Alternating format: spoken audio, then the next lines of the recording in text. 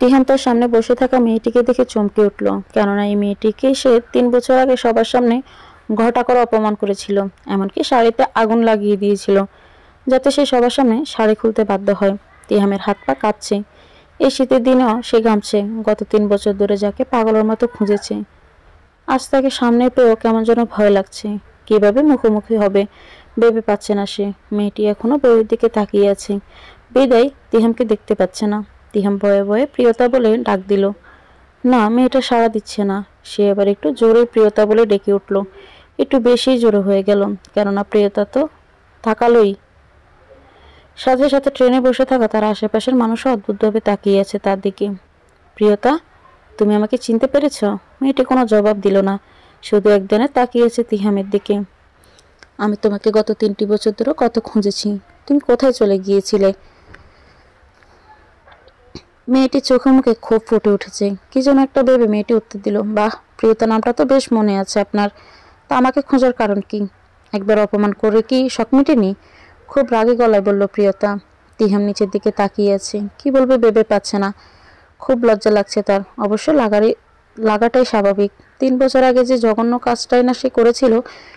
প্রিয়তা, আমাকে একটাবার সুযোগ দাও, আমি তোমার সাথে কথা বলতে চাই। প্রিয়তা কিছুই বলল না, কেননা আশেপাশের মানুষ তাদের দিকে তাকিয়ে আছে, যা তার একদমই পছন্দ হচ্ছে না।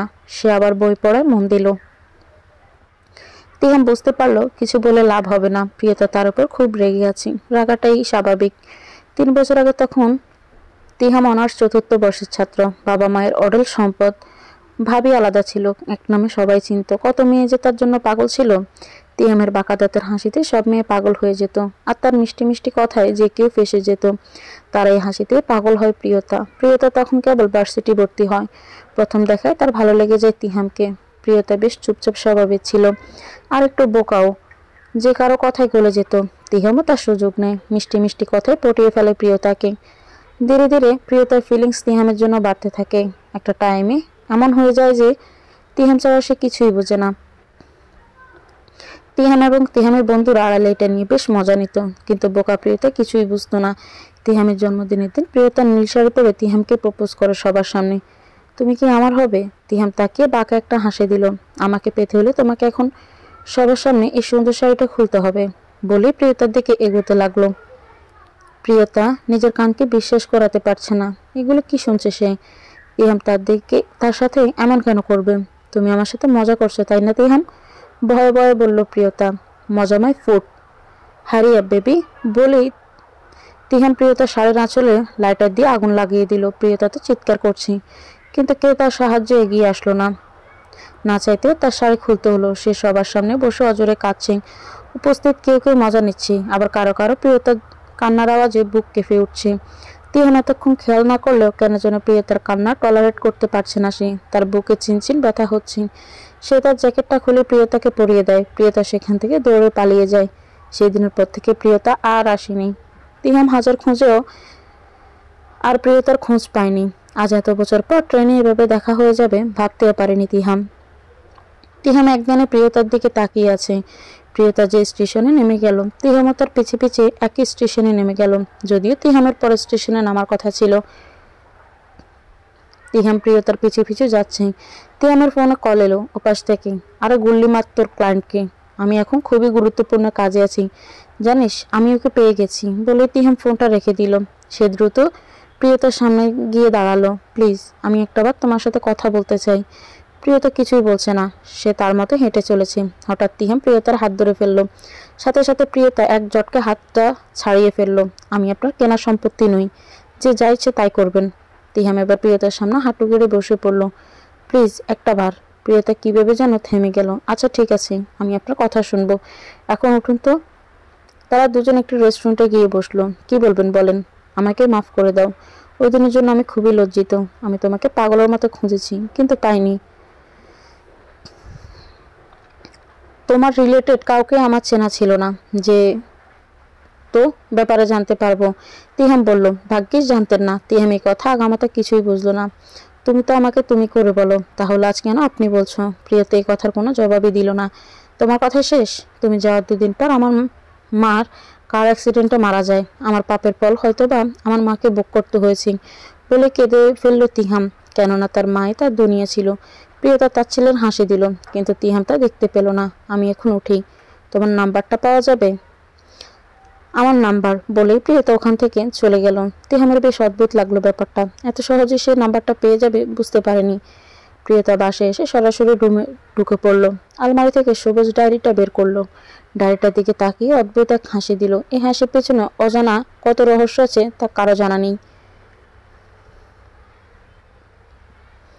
ডায়েরিটা আবার লকারে রেখে দিল। আজ তার এক অদ্ভুত শান্তি লাগছে। বেশ আয়েশ করে শাওয়ার নিল। ফ্রিজ থেকে আইসক্রিম বের করে খেতে খেতে গুনগুন করে গান গাইতে লাগলো। এত খুশি হয়তো এর আগে কেউ ওকে দেখেনি। মা, তোর কি হয়েছে আজ এত খুশি? কিছু না বাবা, এমনি। রুম এসে দেখলো তার ফোন বাজছে, আননোন নাম্বার। তার বুঝতে বাকি রইল না কে কল দিয়েছে। সে ফোনটা কেটে দিয়ে অফ করে দিল। তারপর শান্তির একটা ঘুম দিল। রাতে সে গাঢ় নীল রঙের একটা শাড়ি পরলো। পরে তিহামকে কল দিল। আমি বাসায় ঠিকানা দিচ্ছি, তুমি এখনই আধা ঘন্টার মধ্যে আমার বাসার সামনে আসবে বলেই ফোন কেটে দিল প্রিয়তা। তিহাম তো আকাশ থেকে পড়ল। সে খুশি হবে না কি করবে ভেবে পাচ্ছে না। তার ফোনে একটি মেসেজ আসলো, প্রিয়তার ঠিকানা লিখে পাঠিয়েছি। সে সাথে সাথে রওনা হলো প্রিয়তার বাড়ির উদ্দেশ্যে। প্রিয়তার ছাদে দাঁড়িয়ে আছে, আনমনে গুনগুন করে গান গাইছে। তিহামকে দেখতে পেয়ে তাকে ইশারা করলো ছাদে আসার জন্য। তিহাম ছাদে আসার পর প্রিয়তাকে ডাক দিল। প্রিয়তা তিহামকে দেখে সাথে সাথে জড়িয়ে ধরল। তিহাম এটার জন্য মোটেও প্রস্তুত ছিল না। এত সুন্দর শাড়ি পরার পরও ও কেন যেন তিহামের এই আকর্ষণটা কাজ করছে না।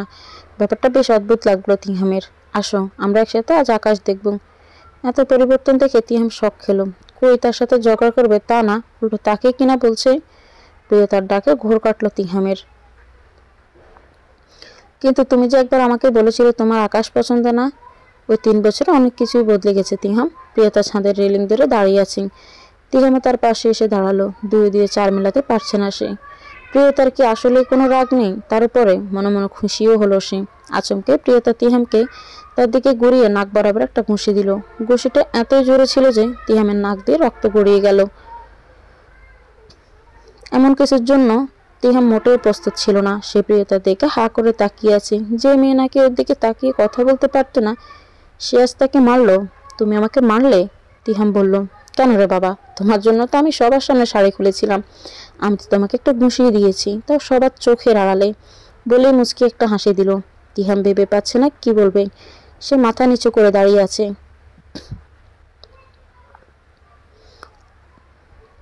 তার খুব লজ্জা লাগছে। সে কত জঘন্য কাজ করেছিল প্রিয়তার সাথে, সেই তুলনায় এটা তো কিছুই না। তুমি আমাকে যত ইচ্ছে মারো, কিন্তু আমাকে মাফ করে দিও প্লিজ। প্রিয়তার হাত ধরে বলল তিহাম। আমি তোমাকে মাফ করার কে বলো? বলে আকাশের দিকে তাকালো প্রিয়তা। তার চোখ বেয়ে পানি গড়িয়ে পড়ল। কিন্তু তিহাম তা দেখতে পেল না। তুমি আমাকে মাফ না করলে কে করবে বলো? আমি অনেক অনুতপ্ত আমার কাজের জন্য। আই এম সরি প্রিয়তা। প্রিয়তা কিছুই বলল না। তিহামের হাত ধরে দাঁড়িয়ে রইল। এভাবে কেটে গেল কিছুক্ষণ। কেউ কোনো কথা বলছে না। তুমি এখন বাসায় যাও, অনেকটা দেরি হয়ে গিয়েছে। প্রিয়তা শান্তভাবে বলল। তোমার কাজ বেশ সুন্দর লাগছে নীল শাড়িতে, পুরো নীল পরি। ওই দিন কিন্তু আমাকে সুন্দরই লেগেছিল নীল শাড়িতে, কিন্তু আফসোস তোমার চোখে পড়েনি। প্রিয়তার কথা শুনে তিহামের মনটা খারাপ হয়ে গেল। সে প্রিয়তার হাত দুটো নিজের হাতের মুঠোয় নিয়ে, আজকের পর থেকে আর কোনোদিন তোমাকে কষ্ট পেতে দিব না বলে প্রিয়তার কপালে চুমু খেলো। আর দেরি না করে সেখান থেকে চলে গেল। প্রিয়তা এখনো ঠায় দাঁড়িয়ে আছে। তার হাত পা কাঁপছে। তিহামের স্পর্শে পুরো শরীরে বিদ্যুৎ বেয়ে গেল। চিৎকার করে কাঁদতে ইচ্ছে করছে তার। এই যন্ত্রণা বয়ে বেড়ানো যে সম্ভব না। আজ তিহামের চোখে প্রিয়তার জন্য শুধু ভালোবাসা প্রকাশ পেয়েছে। চোখ কখনো মিথ্যে বলে না। প্রিয়তা পাগলের মতো কাঁদতে লাগলো। গোছানো চুলগুলো সব অগোছালো হয়ে গেল। পরনের শাড়িটাও আর গোছানো নেই। তার মধ্যে এক চাপা কষ্ট আছে যা কারো জানা নেই। কিছুক্ষণ পর প্রিয়তা উঠে নিজের রুমে গিয়ে 1 ঘন্টার মতো শাওয়ার নিল। তারপর বেরিয়ে এসে ডায়েরিটা বের করে বুকে জড়িয়ে বসে রইল। এদিকে তিহাম তো খুশিতে শেষ। হাসতে ভুলে যাওয়া ছেলেটা আজ পুরো বাড়ি মাতিয়ে ফেলছে। আফজাল সাহেব, তিহামের বাবা, এসব দেখে খুশি হবেন অবাক হবেন বুঝে উঠতে পারছেন না।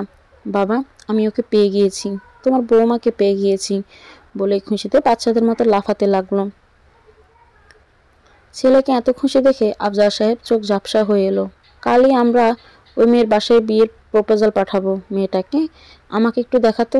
না বাবা, এখন না, পরে, আর একটু সবর করো, একবারে যেয়ে না হয় তোমার বৌমাকে দেখো, আমি আগে ওকে নিজে প্রপোজ করব, তারপর তুমি না হয় ওর বাসায় যেও। বলে তিহাম নাচতে নাচতে নিজের রুমে চলে এলো। আফজাল সাহেব আজ বেশ খুশি, তার একমাত্র ছেলে আজ এত খুশি। এতগুলো বছর পর তার ছেলেকে সে হাসতে দেখেছে, কেননা তিহামের মা মারা যাওয়ার পর সে কেমন যেন হাসতে ভুলে গিয়েছিল। যে ছেলেকে এতদিন বিয়ের কথা বললেই রেগে যেত, সে নাকি আজ নিজ থেকেই বিয়ে করতে চাচ্ছেন। আফজাল সাহেব হাসতে হাসতে নিজের রুমে চলে গেলেন। তিহাম ড্রয়ার খুলে প্রিয়তার একটি ছবি বের করে হাসতে লাগলো। একদিনে সে এত কিছু পেয়ে যাবে নিজেও বোঝেনি। আজ সে শান্তির ঘুম দিবে একটা। আর এদিকে প্রিয়তার ঘুম যেন কোথায় উধাও হয়ে গেল, সে চাইলেও ঘুমোতে পারছে না। ঘুমও যেন তার কাছে বেইমানি করছে। এভাবেই বেশ কিছুদিন কেটে গেল। তিহাম যেন প্রিয়তাকে চোখে হারায়। ছোট ছোট সব ব্যাপারে প্রিয়তার এত খেয়াল রাখেন, মানে গত 3 বছরের কষ্ট পুষিয়ে দেওয়ার ট্রাই করছে ভালোবাসা দিয়ে। প্রিয়তা দিনকে দিন অবাক হচ্ছে তিহামের এই বিহেভে। তিহাম কোনো মেয়ের সাথে কথা বলা তো দূরে থাক, তাকায় না অবধি। সারাদিন প্রিয়তা প্রিয়তা করে, ওর পুরোটা জুড়ে তো শুধু প্রিয়তার বসবাস। এভাবে কেটে গেল 6 মাস। আর 2 দিন পর তিহামের বার্থডে। প্রিয়তা অনেক কিছু প্ল্যান করেছে তিহামকে সারপ্রাইজ দেওয়ার জন্য। এই সারপ্রাইজ হয়তো তিহাম কোনোদিন বলতে পারবে না। ওইদিকে তিহাম মনে মনে ঠিক করে ফেলেছে সে ওই দিন প্রিয়তাকে বিয়ের জন্য প্রপোজ করবে। তার থেকে বার্থডে গিফট হিসেবে তাকেই চাবে। সব থেকে স্পেশাল গিফট তো তার জন্য প্রিয়তাই। গত 3 বছর ধরে যাকে পাগলের মতো ভালোবেসে এসেছে, ফাইনালি তাকে বিয়ের জন্য বলবে। ভাবতে খুশি খুশি লাগছে তার। তিহামের বার্থডের আগের দিন প্রিয়তার বাসায় পার্সেল আসলো একটা। পার্সেলটা খুলে দেখলো খুব সুন্দর একটা লাল শাড়ি, সাথে একটা চিরকুট। আমার দিলবার, আমি চাই কাল তুমি এই শাড়িটা পরে আমার বার্থডেতে আসো, আমার লাল পরি হয়ে। আই লাভ ইউ প্রিয়। হৃদিতা চিরকুটটা হাতে নিয়ে মুচকি একটা হাসি দিল। আনমনেই তার মুখ থেকে বেরিয়ে এলো I love you too Tiham. সে নিজেই লজ্জা পেয়ে গেল। শাড়িটা নিয়ে আয়নার সামনে দাঁড়িয়ে নিজেকে খুঁটিয়ে খুঁটিয়ে দেখছে। তিহামের চয়েস অনেক ভালো, শাড়িটা দেখে বোঝা যাচ্ছে। পরের দিন প্রিয়তা খুব সুন্দর করে সাজলো, যে কে দেখেই ফিদা হয়ে যাবে। তিহাম নিজে নিতে আসলো প্রিয়তাকে। একটা রেস্টুরেন্টে খুব সুন্দর আয়োজন করা হয়েছে। তিহামের বাপ দেখে প্রিয়তার মনে হচ্ছে আজ তিহামের না, তার নিজেরই বার্থডে। আনমনে হেসে উঠল সে। রেস্টুরেন্টে ঢোকার সাথে সাথে সবাই একসাথে হ্যাপি বার্থডে বলে উইশ করলো তিহামকে। কেক কাট করা হলো। আজ আমি তোমার থেকে কিছু চাইবো, তুমি আমাকে দিবে বলো। প্রিয়তা কোনো জবাব দিল না। তিহাম হাঁটু গেড়ে বসে সবার সামনে, আমি জানি প্রিয়তা, আমি তোমার সাথে অনেক খারাপ করেছি। তুমি আমাকে মাফ করে সারা জীবন আমার সাথে থাকবে। তুমি কি আমার হবে? চলো না, শেষটাই তুমি আমি এক হয়ে যাই। বলে তিহাম প্রিয়তার দিকে চেয়ে রইল। প্রিয়তা মুচকি একটা হাসি দিয়ে ব্যাগ থেকে ডায়েরিটা বের করলো। তিহাম কিছু বুঝতে পারছে না। দেখো তো ডায়েরিটা ছিনো কিনা, বলে তিহামের দিকে ছুঁড়ে মারলো। ডায়েরিটা মোটা হওয়ায় তিহামের মাথায় লেগে মাথাটা কেটে গেল। উপস্থিত সবাই হতভম্ব হয়ে গেল। কেউ কিছুই বুঝে উঠতে পারছে না। তিহাম ডায়েরিটা হাতে নিল। খুলতে সে চমকে গেল, নিজের চোখকে বিশ্বাস করাতে পারছে না। কিভাবে সম্ভব এটা? ডায়েরিটা খুলে প্রথম 2টা মেয়ের হাস্যোজ্জ্বল ছবি দেখা যাচ্ছে। দেখতে তারা হুবহু একরকম। যমজ হলে এমন কার্বন কপি খুবই কম দেখা যায়। তিহাম এটা দেখে নিজের চোখকে বিশ্বাস করাতে পারছে না। তার হাত পা কাঁপছে, কেমন যেন এক অজানা ভয় কাজ করছে। তার মানে? তিহাম কাঁপা কাঁপা কণ্ঠে বলল, জি, আপনি একদম ঠিক অনুমান করেছেন। আমি প্রিয়তা নই, প্রিয়তার বোন হৃদিতা। প্রিয়তাকে তো আপনি 3 বছর আগে মেরে ফেলেছিলেন। তিহাম অবাক হয়ে তাকিয়ে আছে। কি বলছে এসব? কি বলছি মানে? যে মেয়ে আপনাকে পাগলের মতো ভালোবাসতো, তাকে কিনা আপনি ভরা মজলিসে ঘটা করে অপমান করলেন। আপনি এত নিষ্ঠুর কিভাবে হতে পারলেন? আর তাকে আপনার পছন্দ ছিল না, বলে দিলেই তো পারতেন। এতটা অপমান করার কি দরকার ছিল, বলতে পারবেন? তিহাম কাঁদছে, কোনো কথা বলছে না। জানেন, প্রথমেও যেদিন আপনার কথা আমাকে বলে কত খুশি ছিল। প্রিয়তা আমার সাথে সব শেয়ার করতেন, তাই আপনাকে আমি খুব ভালো করে চিনতাম। আমার বাবা মা সেপারেশনের পর আমি বাবার সাথে দেশের বাইরে চলে যাই, আর প্রিয়তা মায়ের সাথে এখানে থাকতো। ও খুব চাপা স্বভাবের ছিল, আপনাকে মন প্রাণ দিয়ে ভালোবেসেছিল। আর আপনি কিনা ওর সাথে ছি। তিহাম এবার ডায়েরির পেজে উল্টালো, যেখানে প্রিয়তা তাকে নিয়ে হাজারো কথা লিখে রেখেছিল। আপনি যেদিন ওকে অপমান করেছিলেন, সেদিনই ও ফ্যানের সাথে ঝুলে সুইসাইড করে। ও যে আপনার জন্য সুইসাইড করে তা আমাকেও বলেনি। মা আমাকে ফোন দিয়ে কাঁদতে কাঁদতে বলে প্রিয়তা সুইসাইড করেছে। আপনি বুঝতে পারছেন এটা আমাদের জন্য কতটা কষ্টের ছিল? হৃদিতা এবার নিজেকে ধরে রাখতে পারলো না, তিহামকে এলোপাতাড়ি মারতে লাগলো আর কাঁদতে লাগলো। আপনার জন্য আমি আমার বোনকে হারিয়েছি, আপনার জন্য আমার মা আজ মেন্টাল হসপিটালে। সে প্রিয়তার সুইসাইড মেনে নিতে পারেনি, এখনও তার ট্রিটমেন্ট চলছে। আপনি আমাদের জীবিত মেরে ফেলেছেন, এমন কেন করলেন? বলেন কেন করলেন? প্রিয়তা মারা যাওয়ার 1 বছরের মাথায় আমি আর বাবা দেশে আসি। বোনের রুম থেকে ডায়েরিটা পেয়ে আমি সব বুঝতে পারি। আমার প্রথমেই আপনাকে সন্দেহ হয়েছিল, কিন্তু প্রিয়তা ডায়েরিতে লিখে গিয়েছিল যাতে আপনাকে কোনো রকম ঝামেলায় না ফেলা হয় ওর মৃত্যুর জন্য। কিন্তু ও তো আমার বোন ছিল, আমি কিভাবে আপনাকে ছেড়ে দিই? তাই তো নিজে নিজে প্রতিজ্ঞা করি যেদিন আপনি নিজ থেকে আমাকে ধরা দিবেন আমি আপনাকে ছাড়বো না। আর আজকে ওই দিন এসে গিয়েছে। আজ আপনি কাঁদছেন আর আমি দেখছি, এখানের উপস্থিত সবাই দেখছি আপনার এই ফেসের পিছে যে কতটা কুৎসিত ফেস লুকিয়ে আছে তা আজকে সবার সামনে এসেছে। তিহাম হৃদিতার পা ধরে চিৎকার করে কাঁদতে লাগলো। আমি বুঝতে পারিনি ও নিজেকে শেষ করে দিবে। আমি নিজের ভুল বুঝতে পেরে ওকে অনেক খুঁজেছিলাম, বিশ্বাস করো। আমাকে এত বড় শাস্তি দিও না। হৃদিতা তাচ্ছিল্যের হাসি দিয়ে শাস্তি ওটা আমি দেওয়ার কি আপনাকে? আপনি তো প্রিয়তাকে ভালোবেসেছেন, আমাকে না। সে তো অনেক আগেই না ফেরার দেশে চলে গিয়েছে। না সরি, আপনি পাঠিয়ে দিয়েছেন। আপনার চোখে আমি ওর জন্য ভালোবাসা দেখেছি, আর এই ভালোবাসার আগুনেই আপনি জ্বলে পুড়ে মরবেন।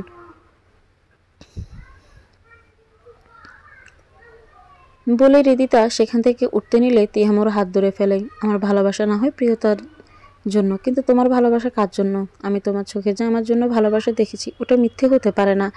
এই ভালোবাসা তার একদিনে তৈরি হয়নি। যেদিন তুমি আমাকে প্রথম ছাদে ডেকেছিলে ওই দিনে আমি বুঝতে পেরেছিলাম তুমি আমাকে ভালোবাসো। তাহলে এটার মানে কি? হৃদিতার বুকটা ধক করে উঠল। সে হাত ছাড়িয়ে সেখান থেকে বেরিয়ে গেল। 1 বছর পর আজ হৃদিতার বিয়ে। পুরো বাড়িতে হইচই বেজে গিয়েছি। হৃদিতার বাবা তার মেয়ের রুমে এসে, মা তুই খুশি তো এই বিয়েতে? তো কোনো আপত্তি নেই তো?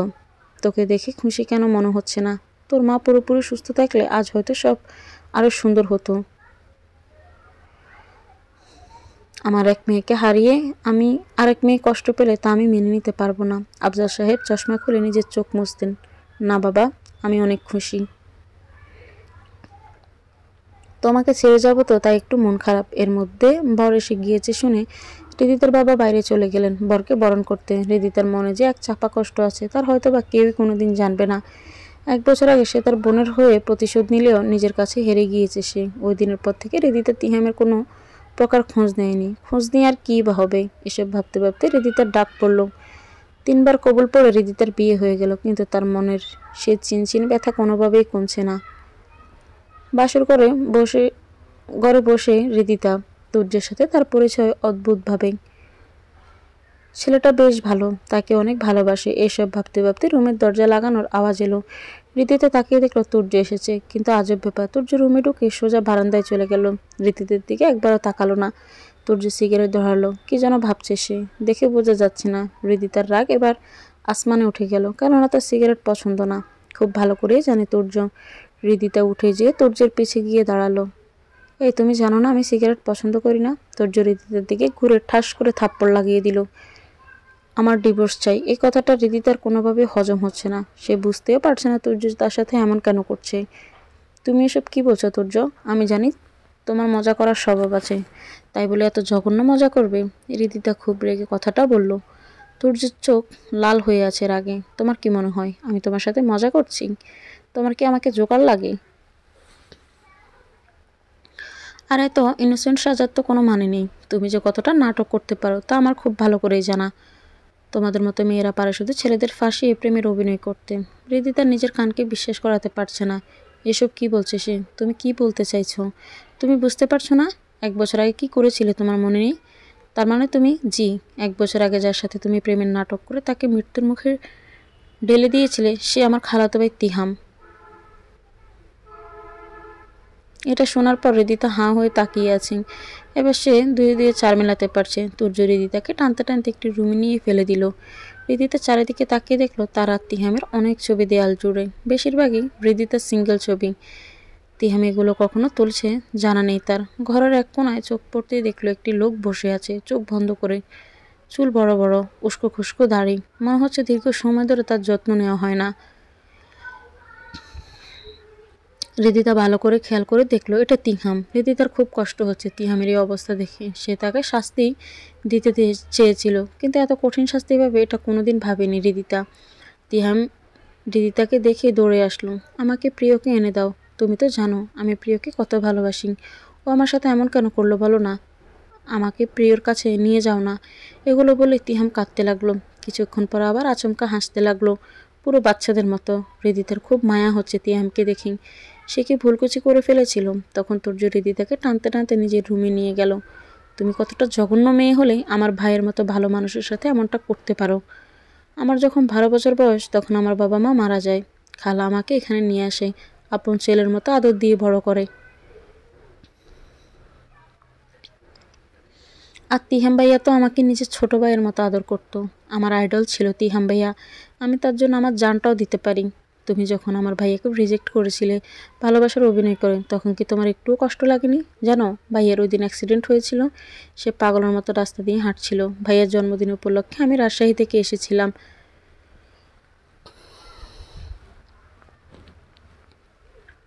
ভাইয়াকে সারপ্রাইজ দিতে। আর দেখো এসে নিজেই সারপ্রাইজ হয়ে গেলাম। ভাইয়ার অ্যাক্সিডেন্টের সময় শুধু প্রিয় প্রিয় করেছিল। এতটুকু বলে থেমে গেল তুর্য। তার খুব রাগ হচ্ছে। আজ চুপ করে আছো কেন? ওই দিন আমার ভাইকে কষ্ট দেওয়ার সময় মনে ছিল না? যেদিন ভাইয়ের অ্যাক্সিডেন্ট হয় ওই দিন ভাইয়ের রুমে যেয়ে তোমার আর ভাইয়ের ছবি দেখতে পাই। তখন থেকে প্রতিজ্ঞা করি এর মাসুল তোমাকে দিতেই হবে। তারপর প্ল্যান মোতাবেক তোমার সাথে দেখা, এরপর বিয়ে। হৃদিতা তুর্যের দিকে তাকিয়ে আছে, কিছুই বলছে না। আসলে কি বলবে তাই বুঝতে পারছে না। এভাবে তার সামনে অতীত চলে আসবে সে বুঝতে পারেনি। তিহাম ভাইয়ের এই অবস্থা দেখে খালু স্ট্রোক করে, আর তখন থেকে প্যারালাইসিস হয়ে যায় খালু। তুমি একটা ফ্যামিলিকে ধ্বংস করে দিয়েছ হৃদিতা। হৃদিতা কিছু বলছে না দেখে তুর্যের রাগ এবার সপ্তম আসমানে উঠে গেল। হৃদিতা তার ছেলের হাসি দিয়ে কবে ডিভোর্স লাগবে? তুর্যের এমন প্রশ্নে তুর্য হতভম্ব। মানে এই মেয়ের মধ্যে কি ন্যূনতম গিল্টনেস নেই? চিন্তা করো না, তুমি ডিভোর্স পেয়ে যাবে। যেদিন নিজের ভুল বুঝতে পারবে সেদিন দেরি যাতে না হয়ে যায়। তুর্য কিছুই বলল না। বারান্দায় গিয়ে দাঁড়ালো, আবার আবার সিগারেট ধরালো। কেমন উলট পালট হয়ে গেল তার জীবনটা। হৃদিতাকে সে আগেই দেখেছিল, দেখে তার পছন্দ হয়ে গিয়েছিল। লাভ এট ফার্স্ট সাইট যাকে বলে।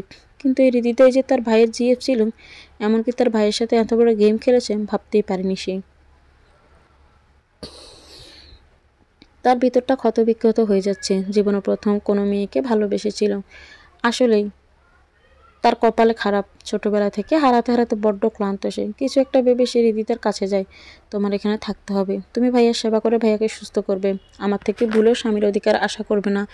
হৃদিতা কিছু বলল না। আচমকাই তুর্যকে জড়িয়ে ধরল, কিন্তু তুর্য হৃদিতাকে ধরছে না। সে চোখ বন্ধ করে তার মনে বেয়ে যাওয়া ঝড়কে শান্ত করার চেষ্টা করছে। কিছুক্ষণ পর হৃদিতা নিচ থেকে তুর্যকে ছেড়ে দিল। তারপর সে পা বাড়ালো তিহামের রুমের দিকে। এটা দেখে তুর্যের ভিতরটা কেমন যেন দুমড়ে মুচড়ে যাচ্ছে। তার মধ্যে কেমন যেন এক জেলাসি কাজ করছে। সে থাকতে না পেরে সবকিছু ভাঙচুর শুরু করলো। খুব ভোরে ঘুম ভাঙলো তুর্যের। তার মনে পড়ে গেল কাল রাতের কাহিনী। সে উঠে হৃদিতাকে খুঁজতে লাগলো। পুরো বাড়ি খুঁজেও হৃদিতাকে পেল না। হতাশ হয়ে নিজের রুমে ফিরে এলো। টেবিলের উপর একটা কাগজ রাখা, তার ভিতরে কেমন যেন হাহাকার করছে। কাগজটা হাতে নিয়ে, প্রিয় তুর্য, তোমার জন্য। আমি অপ্রিয় হলেও আমার জন্য কিন্তু তুমি খুব প্রিয়। তুমি নিতান্তই একজন ভালো মানুষ।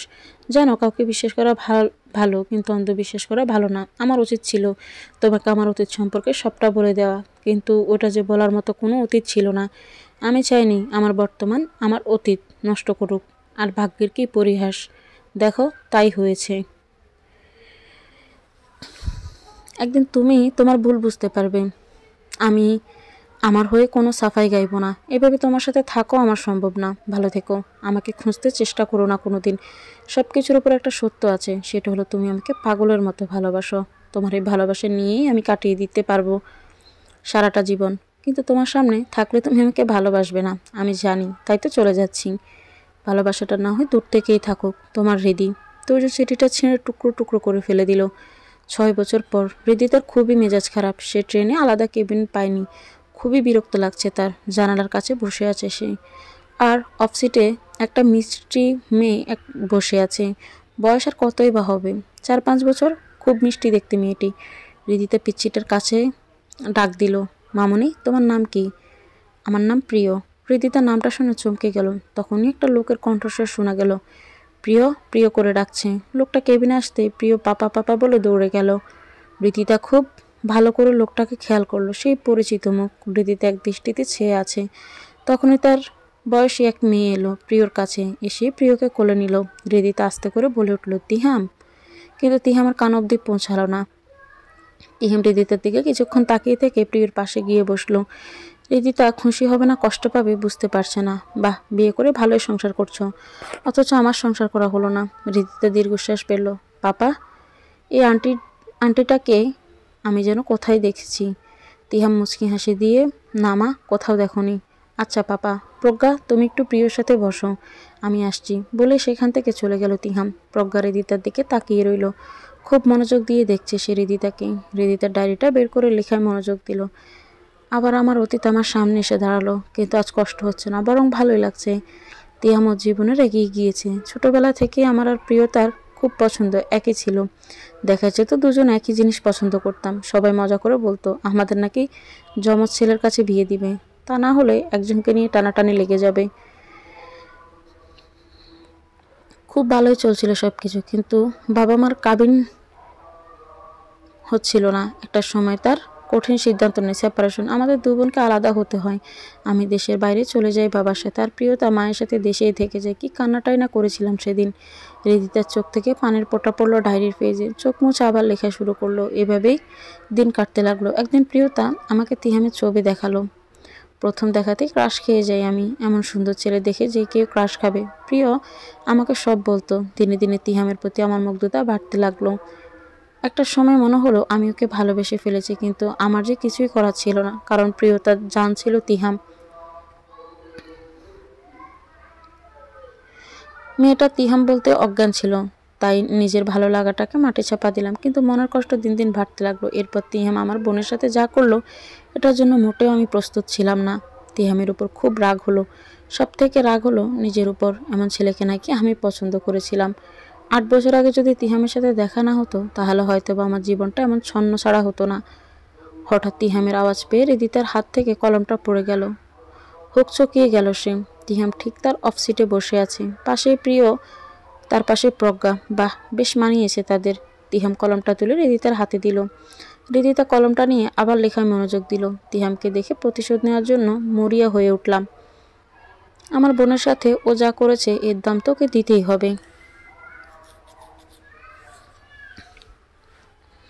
কিন্তু আমি নিজেই ফেঁসে গেলাম। তিহামের এত কেয়ারিং, এত লাভ, সব কিছুতে আমি মুগ্ধ হচ্ছিলাম।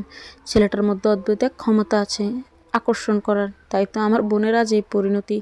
দিন যত যেতে লাগলো আমি ওর প্রতি দুর্বল হয়ে পড়লাম। কিন্তু আমাকে তো ভুলে গেলে চলবে না যে আমার বোনের খুনি। তাই তো রিভেঞ্জটা নিয়ে নিলাম। কিন্তু আশ্চর্যের ব্যাপার, আমি খুশি হতে পারিনি। কেমন যেন সব খালি খালি লাগতো। খুব ইচ্ছে করতো ওর সাথে কথা বলতে, কিন্তু আমি যেন নিরুপায় ছিলাম। এই ঘটনার 1 মাস পরে ইনভাইটেশন পাই বিয়ের। তোমার আর প্রিয়তার ছোটবেলার বান্ধবী ছিল, না চাইতে বিয়েতে অ্যাটেন্ড করা লেগেছে। ওখানেই তুর্য আর ওর ফ্রেন্ড আসে ফ্রিতে খাবার খেতে। আমরা বান্ধবীরা মিলে ধরে ফেলি ওদেরকে। সেদিন কি কাণ্ডটাই না ঘটেছিল ভেবে হৃদিতা নিজের অজান্তে হেসে উঠল। তিয়া মার চোখে দেখছে হৃদিতাকে। হাসির কারণ বুঝতে চেষ্টা করলেও ব্যর্থ হলো। তারপর কাকতালীয়ভাবে আমার শুধু তুর্যের সাথে দেখা হতে থাকে। ছেলেটা আমার জন্য কি পাগলামিটাই না করতো। ওর চোখে নিজের জন্য ভালোবাসা দেখে মুগ্ধ হয়ে গিয়েছিলাম। ভাবলাম এবার বুঝি সবটা ঠিক হয়ে যাবে, কিন্তু ভাগ্যের কি পরিহাস।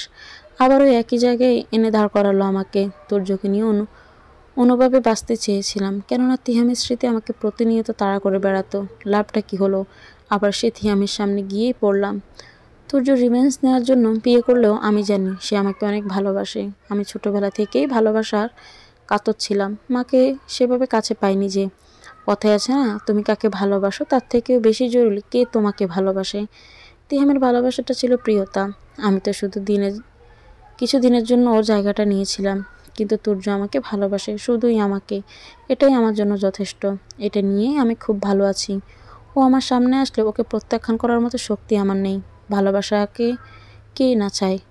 এখন আর তিহামের জন্য কোনো কষ্ট হয় না। এমনকি কোনো রাগও হয় না। সময়ের ব্যবধানে ভালোবাসাটা কেমন যেন ফিকে হয়ে গিয়েছে। তাই তো মনে হয় আমি কোনোদিন ওকে ভালোই বাসিনি। হৃদিতা ডায়েরিটা অফ করে ব্যাগে ঢুকিয়ে রাখলো। প্রিয় ঘুমিয়ে গিয়েছে প্রজ্ঞার কোলে। তিহাম নেই, হয়তো কোথাও গিয়েছে। আমার আপনার সাথে কিছু কথা ছিল। প্রজ্ঞা বলল। জি, আপনি আমাকে বলছেন? হৃদিতা অবাক হয়ে বলল, হ্যাঁ আপনাকেই বলছি। আপনি আর প্রিয়তা আপু হুবহু একই দেখতে। এবার তো হৃদিতা বেশ অবাক হলো। জি, কিন্তু আপনি কিভাবে জানলেন? প্রজ্ঞা মুচকি হাসি দিল। আপনি খুব সুন্দর মাশাল্লাহ, ছবির থেকে সামনাসামনি আপনি বেশি সুন্দর। দেখে কেমন যেন একটা আকর্ষণ কাজ করে। যে একবার আপনাদের দুই বোনের প্রেমে পড়বে কোনোদিন ভুলতে পারবে না বলে মনে হয় না। আপনি নিজেকে অবাকই ভাবলেও আমি আপনাকে এমনকি প্রিয়তা আপুকে খুব লাকি মনে করি। হৃদিতা প্রজ্ঞার কথার আগামাথা কিছুই বুঝতে পারল না। হৃদিতা কিছু বলতে যাবে, তখনই প্রজ্ঞার কল এলো, তাই সে কিছু বলতে পারল না। হৃদিতা উঠে কেবিন থেকে বাইরে বেরিয়ে দেখলো তিহাম ট্রেনের দরজার কাছে দাঁড়িয়ে সিগারেট টানছে। এটা দেখে হৃদিতার রাগ উঠে গেল। তুমি সিগারেট খাওয়া শুরু করলো কবে থেকে? তোমার বউ কিছু বলে না? তিহাম হৃদিতার দিকে তাকিয়ে রইল তার ছেলের হাসি দিয়ে। আমার কোনো ব্যাপার কারো হস্তক্ষেপ আমি পছন্দ করি না। হৃদিতা তিহামের কথা শুনে চমকে উঠল। এতটা রুডভাবে কথা তিহাম কোনোদিন বলতো না। মানুষটা অনেক বদলে গিয়েছে। এই 7 বছরে কত পরিবর্তন তার। হৃদিতার কিছু বলল না, তিহামের সাথে দাঁড়িয়ে রইল। তোমার জন্য যে একজন এতগুলো বছর ধরে অপেক্ষা করছে, তোমার কি ইচ্ছে হয়নি একটাবার তার সাথে যোগাযোগ করতে? ভাগ্য থাকলে হয়তো বা কোনোদিন তার সাথে যোগাযোগ হবে। খুব ভালোবাসো তুর্যকে? ভালোবাসি কিনা জানি না, তবে হ্যাঁ, এই 6 বছর 1 সেকেন্ডের জন্য তার কথা মাথা থেকে ফেলতে পারিনি। হয়তো তার ভালোবাসার শক্তি এতটাই প্রখর ছিল যে আমি ধরা দিতে বাধ্য হয়েছি। তিহাম শুধু হাসলো। আচমকাই হৃদিতাকে জড়িয়ে ধরল। এত তাড়াতাড়ি ঘটনাটা ঘটল যে হৃদিতা কিছুই বুঝতে পারল না। কিছুক্ষণ পর ওকে ছেড়ে দিল। তুমি প্লিজ আমার সামনে থেকে যাও, চিৎকার করে বলল তিহাম। হৃদিতা আবার ভয় পেয়ে গেল। তার কেমন যেন লাগছে সব। তাকে প্রজ্ঞার থেকেই জানতে হবে সব। হৃদিতা আবার কেবিনে গিয়ে বসলো। ততক্ষণে প্রিয় উঠে পড়েছে। হৃদিতা প্রিয়কে ডাক দিয়ে কোলে নিয়ে বসলো। কিছুক্ষণ পর তিহাম এসে প্রিয়কে নিয়ে সেখান থেকে চলে গেল। হৃদিতার খুব রাগ হলো। একটু কোলেই তো নিয়েছিলাম, এমন কেন করলো লোকটা?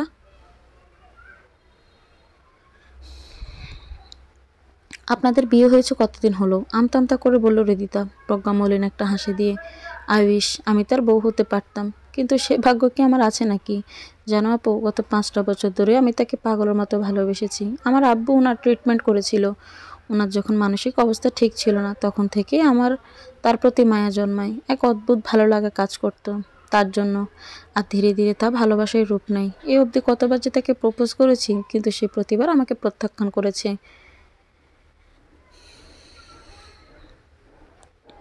আমাকে ভালোবাসা নাকি তার পক্ষে সম্ভব না।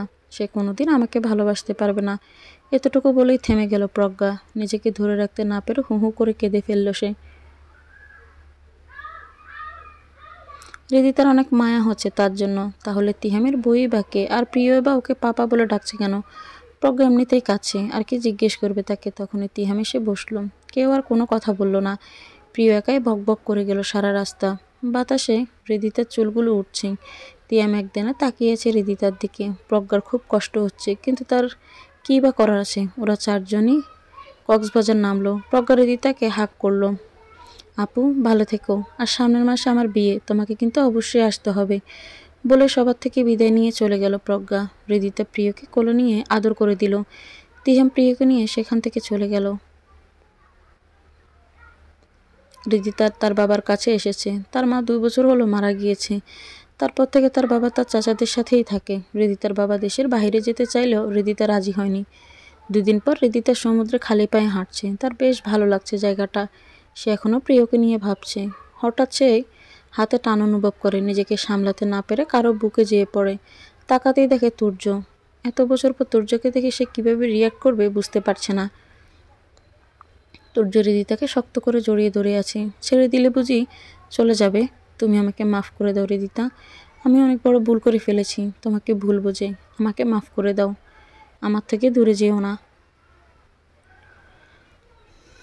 হৃদিতাও তুর্যকে জড়িয়ে ধরে কান্নায় ভেঙে পড়ে। এই কান্না যে সুখের কান্না। কিছুক্ষণ পর হৃদিতা তুর্যকে নিজের থেকে ছাড়িয়ে নিয়ে, তুমি সত্যিটা জানলে কি করে? তোমার চিঠিটা পড়ার পর থেকে আমার কেমন যেন খটকা লাগে, কিন্তু অনেক খুঁজে আমি কিছু পাইনি। তুমি যাওয়ার পর থেকে আমার সব কিছু কেমন যেন উলটপালট হয়ে গিয়েছিল।